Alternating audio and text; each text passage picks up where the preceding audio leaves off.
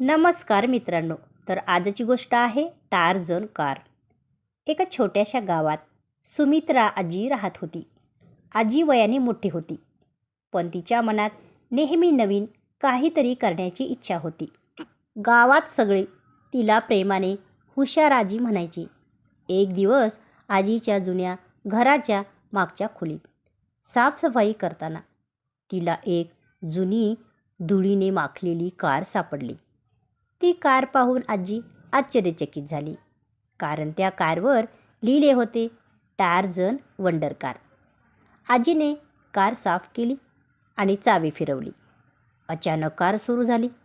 पण ही साधी कार नव्हती. या कारमध्ये एक खास शक्ती होती. ती कार कोणालाही मदत करण्यासाठी क्षणात कुठेही पोहोचू शकत होती. एके दिवशी गावात जोरदार पाऊस झाला. नदीला पूर आला आणि काही लोक अडकले. सगळे घाबरले होते. तेव्हा आजीने आपली टार्झन वंडर कार बाहेर काढली. ही कार माझ्यासाठी नाही, तर गरजू लोकांसाठी आहे, आजी म्हणाली. कारच्या मदतीने आजीने अडकलेल्या लोकांना सुरक्षित बाहेर काढले. गावातील सगळे लोक आजीचे कौतुक करू लागले.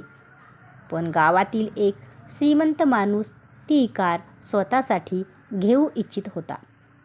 त्याने आजीला पैसे देण्याचा प्रयत्न केला.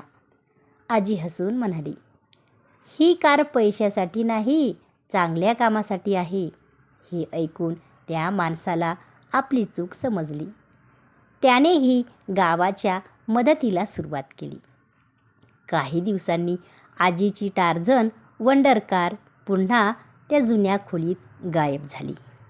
लोकांनी खूप शोध घेतला, पण कार कुठेच सापडली नाही. आजी फक्त हसली आणि म्हणाली, खरी जादू कारमध्ये नसते, ती माणसांच्या चांगल्या मनात असते. बोध: आपल्याकडे कोणतीही मोठी शक्ती असली तरी तिचा उपयोग इतरांच्या मदतीसाठी केला तरच तिची किंमत वाढते.